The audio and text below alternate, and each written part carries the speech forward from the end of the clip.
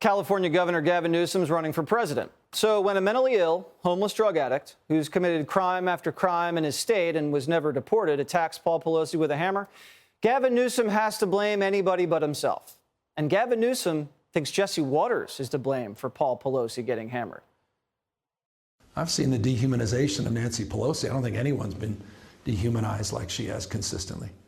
I mean, I watched this one guy, was it Jesse Watters or something on Fox News, what he's been saying about Paul Pelosi the last 5-6 months, mocking him consistently. Don't tell me that's not aiding and abetting all this. Of course it is. They're sowing the seeds of creating a culture and a climate like this.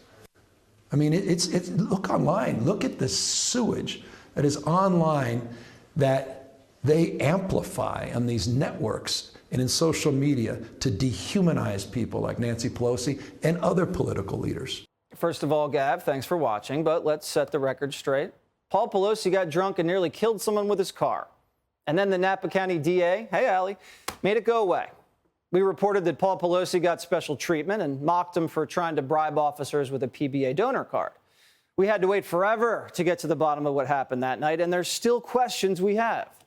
But Gavin Newsom thinks if you mock a Democrat, it puts him on a target list. So Gavin's saying that by saying that he uses more hair gel than John Travolta in Grease, it's going to make people show up to his house with hammers. We've always said Gavin's biggest flaw, he's not very smart. The deranged drug addict who talks to fairies and lives on a school bus didn't watch prime time and head on over to Pelosi's house with a hammer.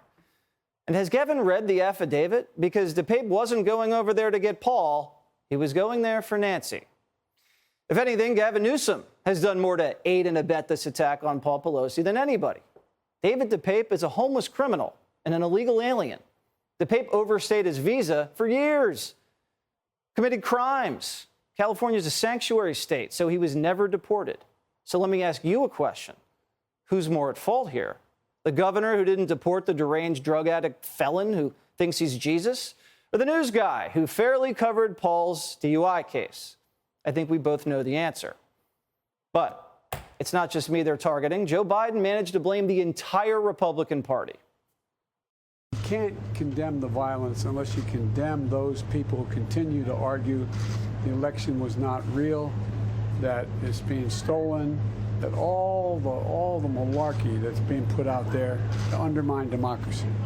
You can't just apologize and say the violence. It affects people's mentality. It affects how people think. Condemn what produces the violence, and this talk produces the violence. And then the media blamed the Paul Pelosi attack on January 6th. Police say zip ties were found at the scene, just like the ones found on those who were hunting Nancy Pelosi at the Capitol on January 6th.